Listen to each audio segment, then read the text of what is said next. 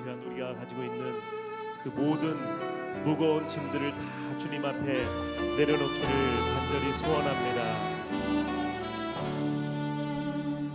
내 모든 시험 무거운 짐을 주 예수 앞에 아뢰이며 그 짐에 쌓인 날 돌아보사 내 진 모든 맡으시네. 무거운 짐을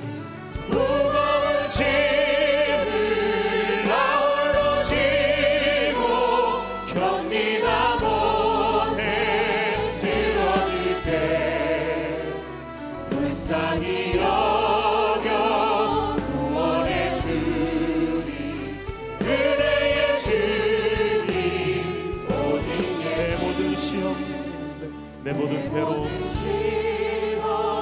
닥치는 환난 주 예수 앞에 아뢰이며 주께서 친히 날 구해 주사 넓으신 사랑 베푸시네. 무거운 짐을 나 홀로 지고 견디다 못해 쓰러질 때 불쌍히 여겨 구원의 주님 은혜의 주님 오직 내 짐이 점점 무거워질 때 내 짐이 점점 무거워질 때 주 예수 앞에 아뢰이며 주께서 친히 날 구해 주사 내 대신 짐을 져주시네. 무거운 짐을 나 홀로 지고 견디다 못해 쓰러질 때 불쌍히 여겨 구원의 주님 은혜의 주님 마음의 시험 무서운 죄를 마음의 시험 무서운 죄를 주 예수 앞에 아뢰이며 예수는 나의 능력이 되사 세상을 이길 힘 주시네. 무거운 짐을 나 홀로 지고 무거운 짐을 나 홀로 지고 견디다 못해 쓰러질 때 불쌍히 여겨 구원의 주님 은혜의 주님 오직 예수.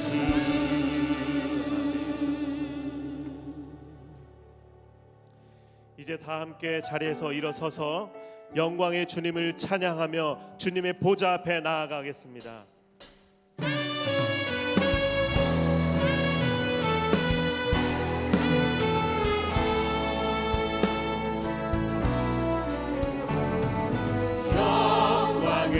영광의 주님 찬양하세.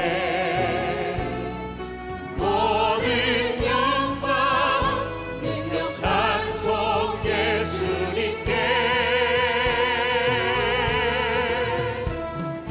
영광의 주님 찬양하세. 주의 백성 모두 함께 찬양하세. 두 손을 높이 들고 주 이름 찬양.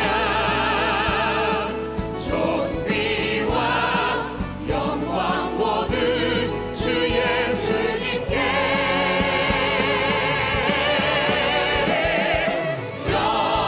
영광의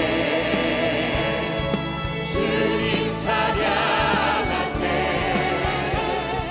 주는 심어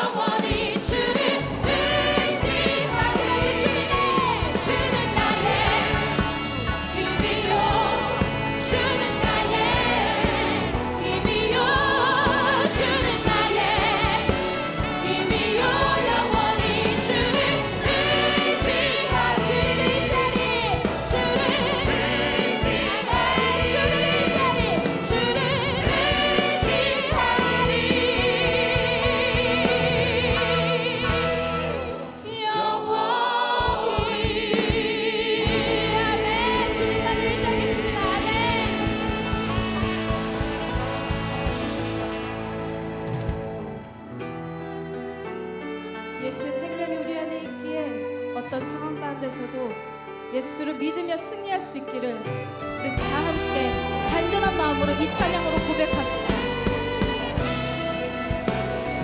너 시험을 당해 너 시험을 당해 죄 짓지 말고 너 용기를 다해 복 물리치라 너 시험을 이겨 새 힘을 얻고 주 예수를 믿어 늘 승리하라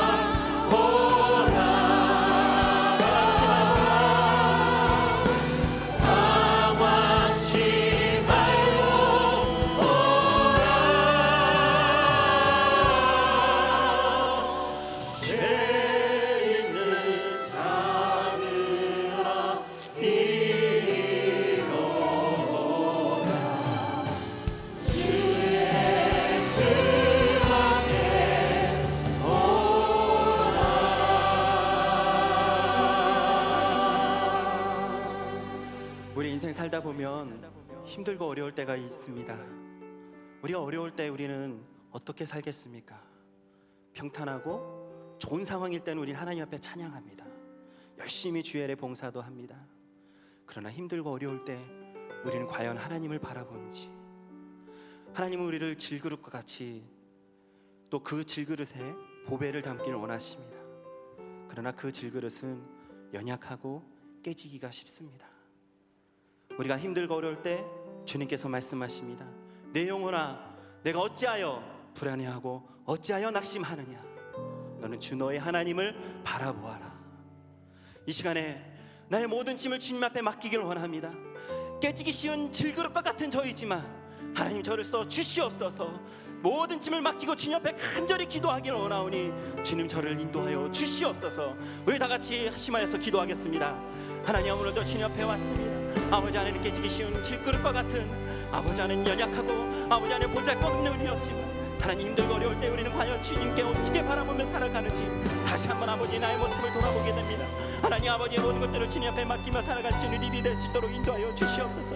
하나님 아버지, 신고 힘들고 어려울 때 너무나도 넘어지기 쉽고 힘들고 어려울 때 하나님을 바라보지 못하는 우리의 모습 볼 때가 너무나도 많이 있어. 아버지, 하나님 그 상황 속에서도 우리를 던져주시고 그 상황 속에서도 우리를 인도해 주시는 하나님을 바라봅니다. 아버지, 하나님께 모든 것을 내려놓고 주님께 맡기오니 이 시간에 우리의 마음속에 우리 오셔서 그 말씀 가운데 깨닫게 하여 주시고 결단케 하여 주시고 그 뜻대로 살아갈 수 있는 일이 될 수 있도록 인도하여 주시옵소서. 우리의 믿음을 크게 쓰시며 우리를 크게 쓰시는 하나님을 바라보길 원합니다. 나를 써주시는 하나님을 바라보길 원합니다. 그 하나님 앞에 주님 이 시간에 모든 것들을 내려놓고 주님 앞에 나가오니 하나님 말씀을 깨닫게 하여 주시고 주님 앞에 나갈 때마다 모든 것들을 변화되며 살아갈 수 있는 일이 될 수 있도록 축복하여 주시옵소서. 모든 은혜 주님께 맡기오며 모든 걸 주님께 나갈 수 있는 일이 될 수 있도록 인도하여 주시옵소서. 하나님, 우리 인생 가운데 어렵고 힘들 때 우리는 주님을 바라보고 의지하기보다는 세상 사람들을 바라보고 어려운 상황 속에서도 하나님께 나아가지 못할 때가 많았습니다. 하나님, 우리에게 더 큰 은혜 주시고 그 상황 속에서도 아파하시며 우리를 일으켜 주시는 분인 줄로 믿습니다. 수고하고 무거운 짐진 자들아 다 내게로 오라. 내가 너를 쉬게 하리라. 오늘 이 시간 말씀을 통하여 깨닫게 하여 주시고 결단케 하여 주셔서 이제는 모든 짐을 주님께 맡기는 우리들이 되게 하여 주시옵소서. 이 시간 기도 제목을 가지고 왔습니다. 우리의 연약한 아픈 몸을 가지고 왔습니다. 주님은 치료하는 분인 줄로 믿사오니 우리 아픈 육신을 고쳐 주시옵소서. 때로는 물질적인 어려운 문제를 가지고 왔습니다. 하나님, 믿는 자에게 너는 꾸어줄지라도 꾸지 않는 자가 되겠다고 말씀하셨사오니 하나님께서 채워주실 줄로 믿습니다. 그러나 무엇보다도 우리의 영혼의 메마름을 채워 주시옵소서. 이 시간 간절히 사모하는 마음을 가지고 이 시간에 왔사오니 오늘 말씀을 전해주시는 김병삼 목사님께 영육간에 강건케 하여 주시고 전해지는 말씀을 통하여 모든 성도님들이 깨닫고 결단케 하여 주시옵소서. 이 모든 말씀 예수 그리스도의 이름으로 기도드리옵나이다.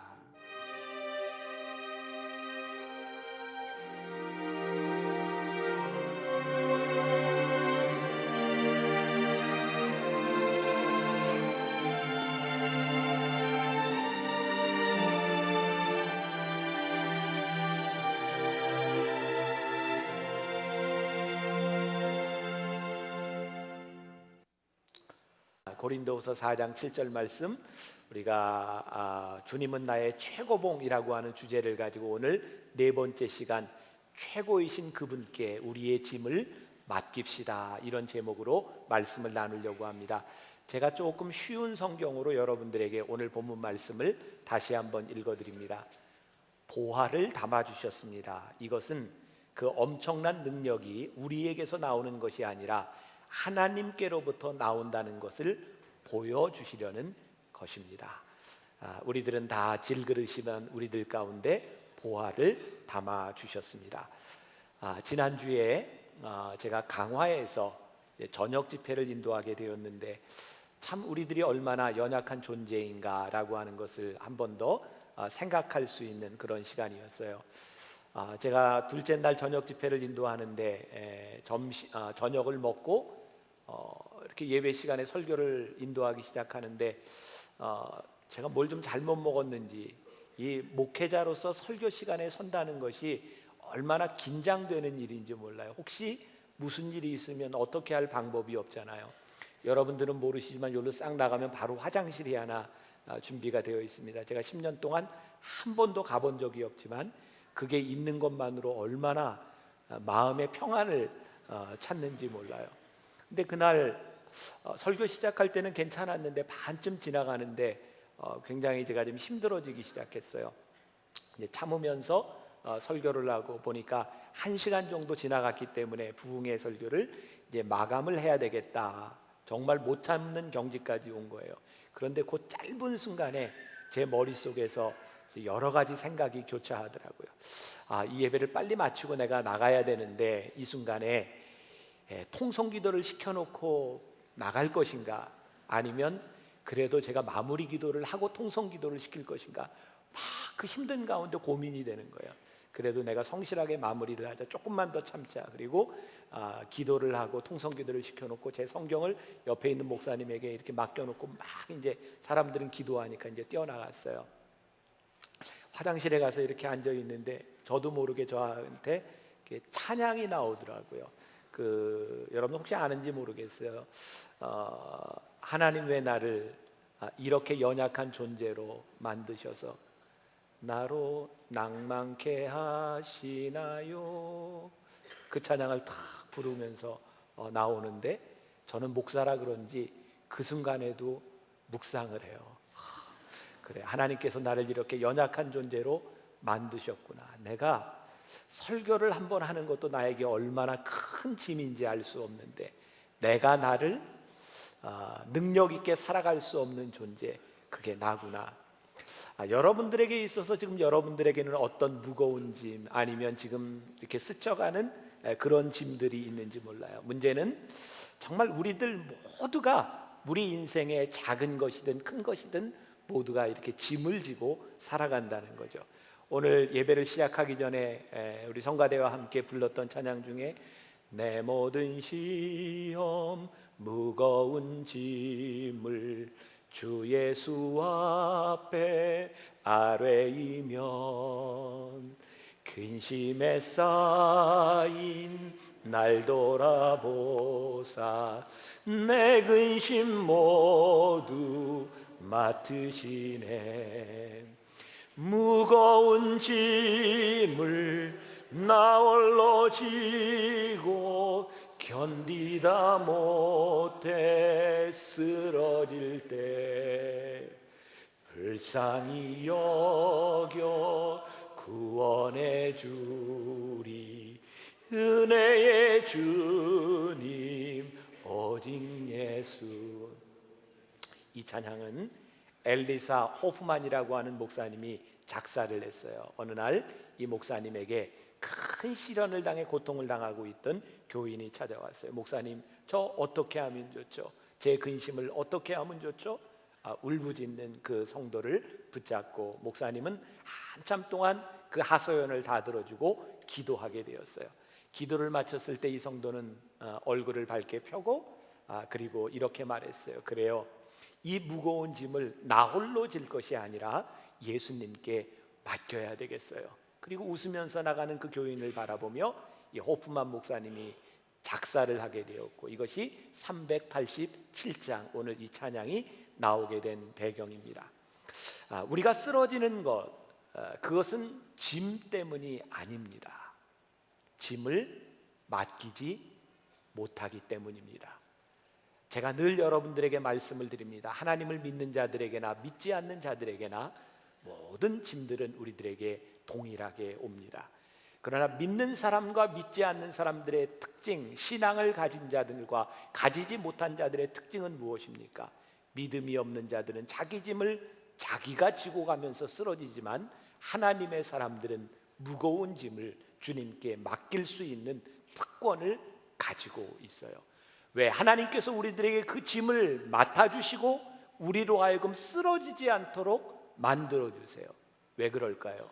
우리는 질그릇과 같은 존재입니다. 깨어지기 쉬운 존재입니다. 그러나 우리 안에 보배를 가졌기 때문에 하나님께서 우리를 깨어지게 내버려 두시지 않습니다. 하나님이 우리를 붙잡아 주시고 깨어지기 쉬운 질그릇 같은 우리를 하나님께서 붙잡아 주실 것이기 때문입니다. 시편 55편 22절 말씀 우리 같이 봉독해 볼게요. 내 짐을 여호와께 맡기라. 그가 너를 붙드시고 의인의 요동함을 영원히 허락하지 아니하시리로다.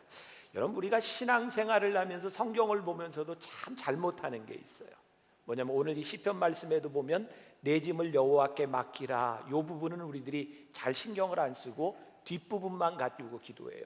의인의 요동함을 영원히 허락하지 아니하시리로다. 하나님, 저희가 의인 되어서 하나님 앞에 나왔는데 의인의 요동함을 허락하지 않으신다고 하셨죠. 저를 붙잡아 주세요. 그런데 우리가 흔들려요. 왜? 여기에는 전제 조건이 있어요. 내 짐을 여호와께 맡겨라. 그런데 우리는 맡기지 아니하고 우리의 힘으로 뭔가를 해결하려고 해요. 우리 지혜로운 신앙인들은요, 우리가 져야 할 짐과 지지 말아야 될 짐을 구별하는 사람들이에요. 우리가 져야 할 짐, 그것은 하나님이 우리들에게 은혜를 베푸시고 은혜를 계속해서 이어갈 수 있도록 우리들이 져야 하는 짐이 있어요. 제가 계속 설명할게요. 잘 이해가 안 돼도 조금 참고 들어보세요. 그런가 하면 우리들이 져서는 안 될 짐이 뭐냐면 죄와 죄책감, 그것들은 우리들이 져야 하는 것이 아니라 빨리 맡겨야 되는 거예요. 오스왈드 챔버스의 주님은 나의 최고봉이라는 책에 보면 이런 글이 나옵니다. 우리는 옳은 짐과 그렇지 않은 짐을 구별할 줄 알아야 합니다. 결코 의심이나 죄의 짐을 져서는 안 됩니다. 그러나 하나님께서 의도적으로 우리들에게 지게 하시는 짐들이 있습니다. 의도적으로 지게 하시는 짐. 그러한 경우 주님은 그 짐을 옮길 의도가 없으십니다.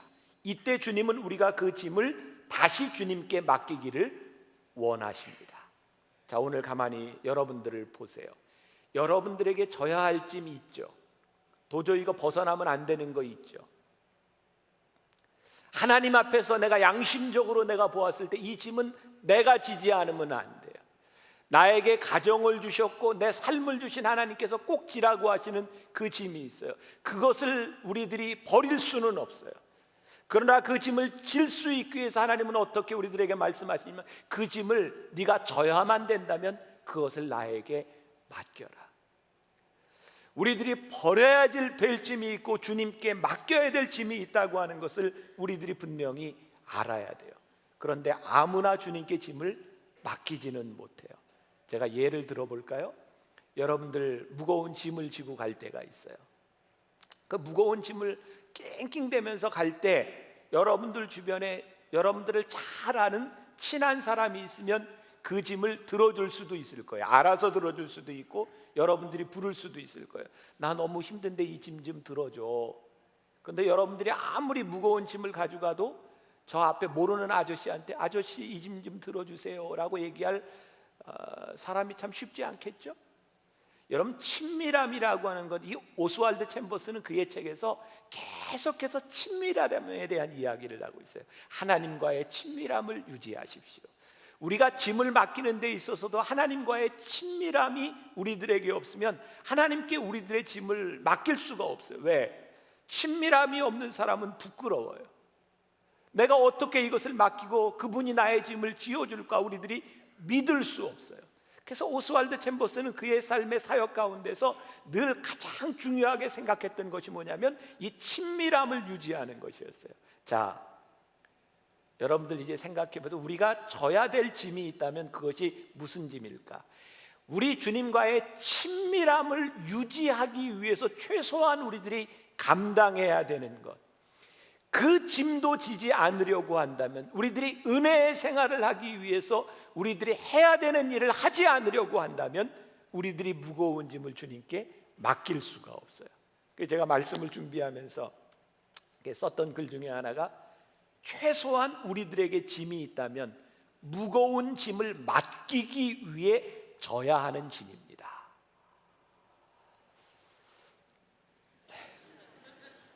저는 이 문장 하나 가운데서 오늘 그 말씀이 그냥 다 정리가 되는 거라, 그러니까 제 머릿속에서는 정리가 되는데 여러분들에게는 아직 잘 정리가 안 되는 것 같아요. 다시 한번 읽어드릴게요. 최소한 우리들에게 짐이 있다면 무거운 짐을 맡기기 위해 져야 하는 짐입니다. 여러분들이 무거운 그 짐을 다 지라고 하는 것이 아니라 하나님 앞에 친밀함을 유지하기 위하여 우리들이 최소한 져야 하는 믿음, 은혜를 우리들이 유지하기 위하여 우리들이 가야 하는 그 길이 우리들에게 있다는 말입니다. 무엇보다도 하나님과의 온전한 관계 속에 들어가면 어떤 일이 일어나는가? 우리들을 참 무겁게 하는 일은요, 불확실성이에요. 그것처럼 무거운 짐이 없어요. 우리들은 우리들 눈에 보이면 우리들이 갈 수 있어요. 아, 저기까지만 참으면 된다. 무겁지만 우리들이 견딜 수 있어요. 짐보다 더 무거운 것은 불확실성이라고 하는 거예요. 여러분들 건강에 대한 문제를 놓고도 생각해 보세요. 내가 조금만 참으면 이 병이 나을 거야. 그러면 우리들이 견뎌요. 아파도 참아요. 그러나 그 병의 나음이 불확실할 때 우리들이 이것을 견뎌가는 시간들이 너무 힘들고 버거운 거예요. 그래서 우리들이 불확실하기 때문에, 내 눈에 보이지 않기 때문에 무거운 짐을 가고 있는데, 믿음은 우리들에게 뭐라고 말씀하냐면, 너희들이 보이지 않아도 보는 것처럼 믿는 불확실성 가운데서 확실성, 그것이 믿음이라고 우리들에게 말씀하고 있는 거예요. 우리들의 삶에 예수님과의 친밀함을 위하여 우리들이 흩어지는 믿음을 온전한 믿음으로 만들 수 있는 그 작은 짐들이 우리들에게 필요할 때 무거운 짐을 질 수 있는 능력이 우리들에게 오는 거예요. 하나님의 은혜는 우리들에게 선물로 오지만 우리들에게 선물로 은혜를 유지하는 것은 우리들의 자그마한 노력이 우리들에게 필요하다는 말씀. 몇 년 전 제가 미국 버지니아 만나교회에 교회 문제로 함께 가서 말씀을 전하고, 낮에 제가 그곳에 있는 공원을 이렇게 산책할 일이 있었어요. 공원이 얼마나 큰지 지도를 가지고 이제 제가 공원을 산책하는데, 제 마음에는 1시간 반 정도 이렇게 산책을 하고 싶었어요. 지도를 가지고 이렇게 쭉 걸어가는데 제가 분명히 이 방향으로 가고 있는 것 같은데 그 목적지가 잘 안 나오는 거예요. 어디선가 제가 한번 잘못 든 것 같아요. 그래서 공원이 커도 얼마나 크겠어요. 그래서 이제 계속 걸었죠. 가다 보면 길은 나오잖아요. 갑자기 소나기가 쏟아지기 시작하는데 몸도 추워지고 조금 있으면 날도 어두울 텐데 소나기가 막 쏟아지니까 그때부터는 이제 뛰기 시작한 거예요. 저에게 이제 좀 두려움이 찾아온 거죠. 여기에서 길을 잃으면 아무도 다니는 사람이 없는데 어떡하나. 그래서 길을 따라 막 뛰었어요. 정말 한참을 뛰었는데도 비는 오고 목적지는 보이지 않고 계속 길만 보이는 거예요. 두려움이 확 들더라고요. 그래서 전화를 했어요. 그 공원에 그 레인저들이 있어요. 돌보는 사람들, 경찰들, 패트롤들이 있는데, 내가 여기서 이 지점에서 길을 잃었는데 와서 좀 도와달라고. 그랬더니 알겠다고. 그래서 와서 그 경찰차를 타고 가는데 바로 옆으로 도니까 그 공원 입구가 나오더라고요. 아니 세상에, 내가 왜 그 조금만 더 가라면 되는 걸 그거를 못 걷고 전화를 했을까? 왜 그랬을까요? 목적지가 보이지 않았어요. 우리를 힘들게 하는 무거운 짐은 뭔지 아세요?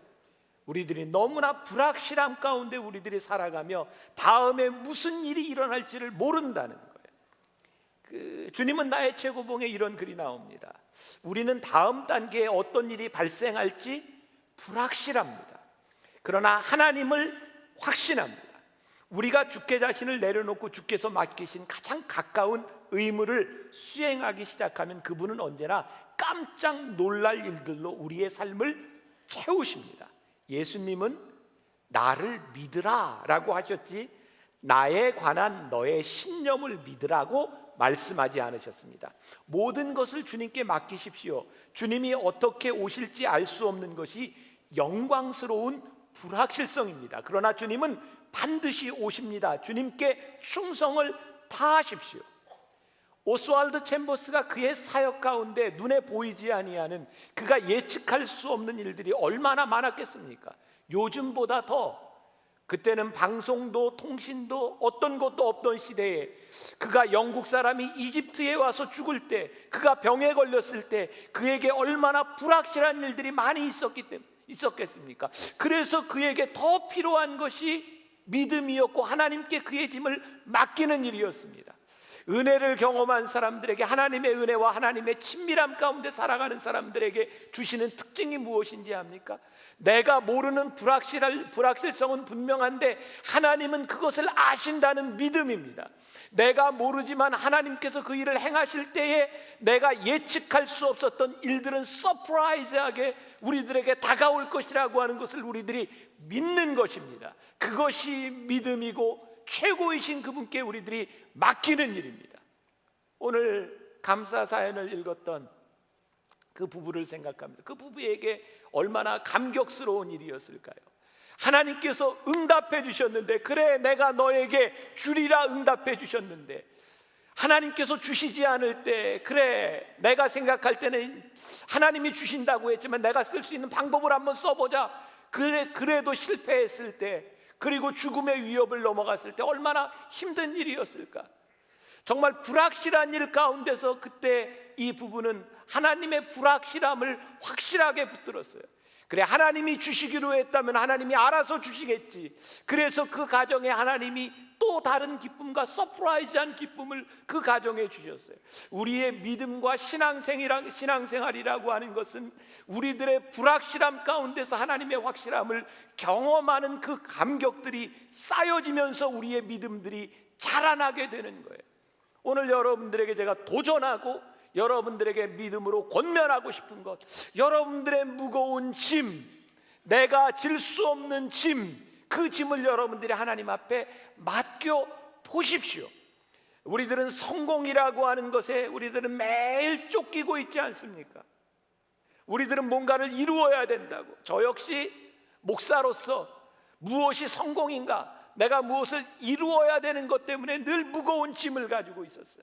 누가복음 10장 20절에 보면 예수님께서 70문도들을 2명씩 짝지어서 다 전도하러 보내신 이후에 그들이 돌아왔을 때, 그들이 신나서 이야기할 때, 그들이 이런 기적을 행하고 귀신도 쫓아냈다고 했을 때 예수님께서, 그러나 귀신들이 너희에게 항복한 것으로 기뻐하지 말고 너희의 이름이 생명책에 기록된 것으로 인하여 기뻐하라고 말씀하셨어요. 하나님은 우리들의 성공에 기뻐하시는 분이 아니에요. 그러나 우리는 성공을 예배해요. 우리는 하나님을 믿으면서 내 성공에 집중해요. 아니요, 하나님은 성공에 집중하라고 말씀하시지 아니하고 내가 끝까지 나와 친밀함 가운데 살아가자고 말씀하세요. 이게 저에게만 해당되는 문제일까요? 아니, 우리들 모두에게 해당되는 문제입니다. 제가 어느 날 교회를 열심히 하면서 제가 사역을 예배한다면 하나님이 서실 자리가 없어요. 제가 그것을 경험했거든요. 제가 너무나 열심히 일을 하면서 나에게 자유함이 없다는 것을 경험했거든요. 하나님의 은혜는 내가 경험했는데 왜 나에게 자유함이 없을까? 나는 왜 늘 이렇게 무거운 짐을 지고 살아갈까? 저는 휴가를 가도 휴가처럼 지나지 못했었어요. 불안했어요. 저는 어디를 가든지 하루를 가도 한 손에 컴퓨터, 한 손에 책을 들지 않으면 제가 가지 못했어요. 쉴 수가 없었어요. 왜? 내가 해야 될 일이 너무 많으니까 쉬어지지를 않더라고요. 제가 깨닫게 되었어요. 그렇구나. 내가 성공을 향해, 내가 사역을 향해 아무리 열심히 달려가도 나는 깨어지기 쉬운 질그릇에 불과하구나. 내가 쉴 수도 있고 내가 일을 할 수도 있고 내가 하나님의 일을 감당할 수 있는 이유는 내가 가지고 있는 이 질그릇이 아니라 내 속에 있는 보배 때문에 내가 하나님의 일을 하는 것이지, 내가 섬길 수 있는 것이지 내가 할 수 있는 일이 아니구나. 그래서 그전에는 제가 이 질그릇을 좀 빛나게 보이려고 노력했어요.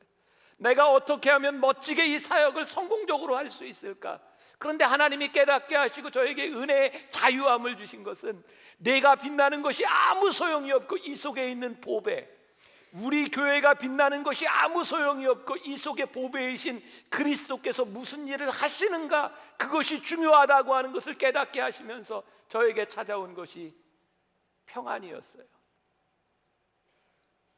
요즘 사람들이 저를 보면 얼굴이 평안하다 그래요. 평안합니까? 이전엔 제가 이러지 않았나요? 제가 굉장히 경직돼 있었대요. 근데 요즘 참 평안합니다. 여러분들에도 묻고 싶습니다. 평안하뇨? 주님께서 제자들에게 오셔서 물으셨어요. 평안하뇨? 예수님께서 어떤 사역을 명령하신 것이 아니라 예수님이 만나셔서 너 이 일을 하라고 이야기하신 것이 아니라 평안하뇨? 내 마음이 편하냐? 내가 나와 관계가 제대로 되어 있느냐?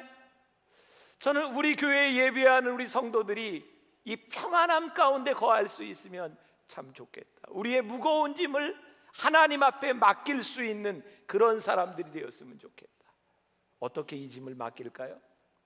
중국 내지의 유명한 전설적인 선교사 허드슨 테일러의 자손들이 계속 거기에서 선교를 합니다.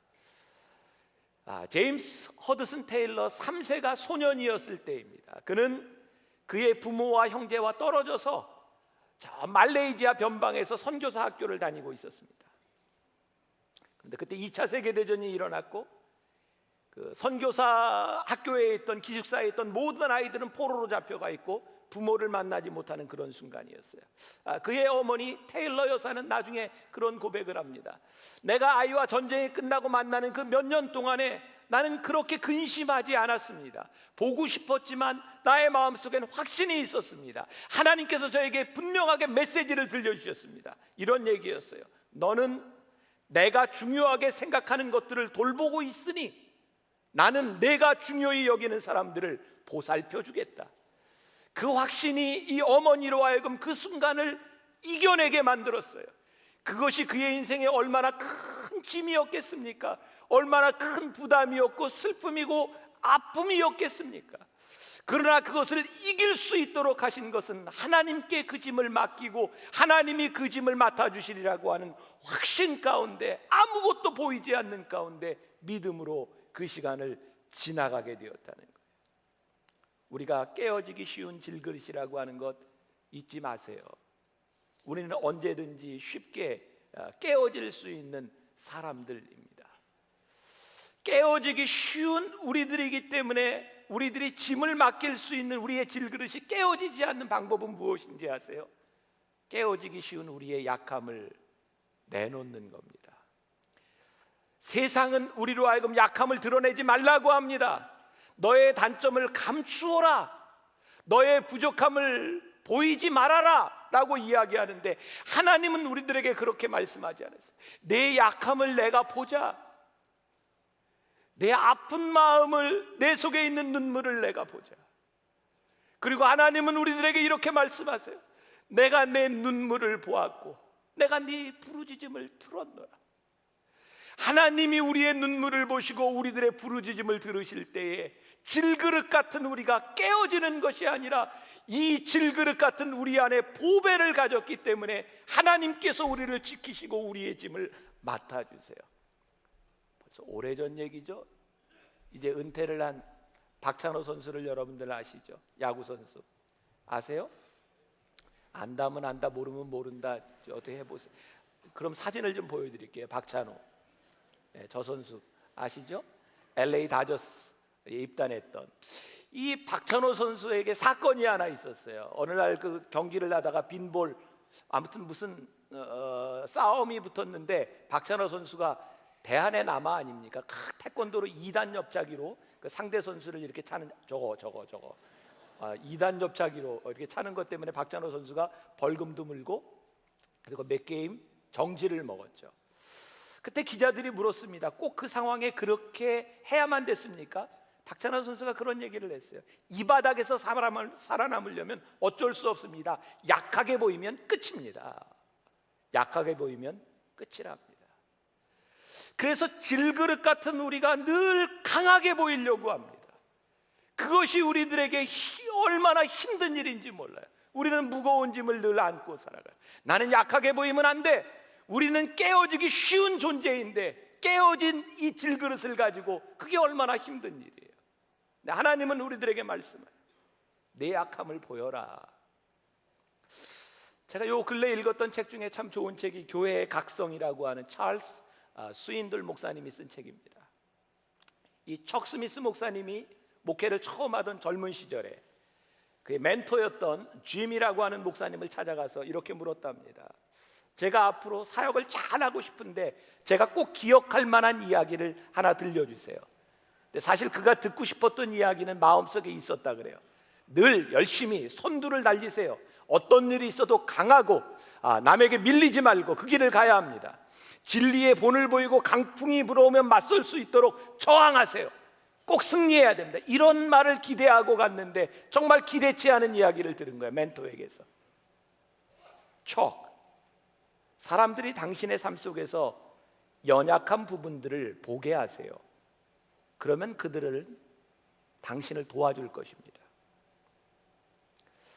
목회자로서 성공하기 위해서 목회자의 약점을 드러내지 않으면 안 된다고 생각했는데, 미국 사람들은 소위 이런 것을 가지고 슈퍼히어리즘이라고 하죠. 슈퍼맨 아시죠? 슈퍼맨 어떻게 생겼어요? 망토하고 여기에 무슨 글자가 쓰여져 있어요? S자. 슈퍼맨, 망토. 짠 날아가서 모든 문제를 해결해요. 그게 슈퍼맨이에요. 많은 사람들이 슈퍼맨을 꿈꿉니다. 슈퍼히어로를 꿈꿔요. 그런데 그런 일은 일어나지 않는다는 겁니다. 사람이 모든 것을 해결할 수 있는 능력이 없다는 거예요. 오히려 망토를 내어놓고 S자를 띄어내고 내 약함을 사람들에게 내어놓아라. 그리고 척 스미스 목사님이 그런 고백을 합니다. 나는 목회 50년을 하는 동안 내 약함을 드러냈을 때 내 옆에는 나를 늘 돕는 자들이 있었다고 고백합니다. 제가 만나교회 목회를 하면서 아이고 저도 이제 나이가 드는 거죠. 옛날 얘기를 자꾸 하니까 10년 전, 거의 10년 전 만나교회 처음 담임 목사가 됐을 때 많이 두려웠어요. 특히 회의할 때가 많이 두려웠고, 당회라고 여러 사람들이 이렇게 회의할 때 우리 교회 일들을 논의하고 할 때 그 두려움 가운데서 저도 이제 회의 준비를 하고 나오죠. 제가 1년에 딱 한 번 이렇게 땅땅땅 뭐 이렇게 의장으로 두드리는 게 성부 성자 성령의 이름으로 당회를 개최합니다. 땅땅땅 하고 이제 회의를 시작해요. 제가 회의 조문도 보고 뭐 여러 가지 이렇게 하지만 제가 하나님께 기도하면서 하나님 제가 이 회의를 어떻게 진행할까요? 그때 하나님께서 저에게 주셨던 마음이 절대로 싸우거나 부딪히거나 힘과 논리로 이기려고 하지 마라. 여러분들은 많이 잊어버리셨을 거예요. 벌써 오래된 이야기니까. 제가 처음 담임 목사가 돼서 회의를 할 때 제가 무슨 이야기를 하면 교회의 법을 잘 아는 분들이 저에게 그랬어요. 목사님, 이게 장정법에 의하면, 물론 저도 그 법을 알고 공부를 하고 나왔어요. 그러나 제가 그 법을 가지고 따졌던 기억이 없는 것 같아요. 제가 늘 그랬어요. 이거 어떡하죠? 제가 그거 잘 모르고 했는데 어떡하죠? 방법을 찾아주세요. 그러면 법에 의하면 했던 분이 네, 그런 때는 이렇게 해야 됩니다. 그럼 그렇게 하죠? 문제가 없더라고요. 만일 제가 거기서 법으로 이건 이겁니다라고 했다면 아마 싸움이 났을 것 같아요.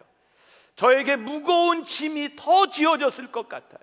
그런데 회의를 하면서 내가 모른다고, 내가 약하다고 하는데 저에게 무거운 짐을 지는 분이 한 분도 없었어요. 모른다고 하니까 그 문제를 해결하는 방법들을 알려주기 시작했어요. 제가 후배 목사들을 만나면 꼭 그런 얘기를 합니다. 회의할 때 회의로, 논리로, 법으로 이기려고 하지 마세요. 하나님 앞에 우리들의 약함을 드러내면 하나님께서 우리를 쓰시는, 하나님께서 우리를 적절하게 쓰시는 그런 일들을 경험하게 됩니다. 우리 연약한 이 질그릇, 우리의 태도, 요즘 참 우리의 마음, 우리 사회를 보면 참 가슴 아픈 것 중에 하나가 청문회 때마다 우리나라의 중요한 직책을 져야 하는 사람들이 나와서 누더기가 돼서 나가는 모습들. 이번에 이동읍 헌재 소장, 그분이 되든 안 되든 그분은 이미 많은 상처를 입고 말았어요. 저는 청문회를 바라보면서 그런 생각을 합니다. 이런 말이 있는데, 높은 기둥에 올라갈 때는 조심해라. 높이 올라갈수록 내 엉덩이를 더 많이 보이게 될 테니까. 아무나 청문회에서 이런 어려움을 당하는 게 아니에요. 높이 올라가면 올라갈수록 그 사람의 허물들이 다 드러나는 거예요. 정말 우리 중에 이 땅에 살아가면서 완전하게 살아갈 수 있는 사람이 누가 있을까? 아마 그런 사람은 아무도 없을 겁니다. 정도의 차이가 있을 뿐이지. 그래서 우리는 우리를 감춘다고 되어지는 일이 아니라 우리들이 무거운 짐을 내려놓기 위해서는 하나님 앞에 늘 우리들이 연약한 질그릇임을 우리들이 깨닫고, 하나님 나를 도와주시지 않으면, 내 속에 보배이신 주님께서 나와 동행해 주시지 않으면 내가 설 수 없는 존재라고 하는 것을 고백하지 않고는 누구도 우리들이 하나님 앞에 온전히 설 수 없는 존재들이에요. 제가 병원에 가서 이렇게 상담을 하고 할 때 보면 저한테 그런 얘기를 하더라고요.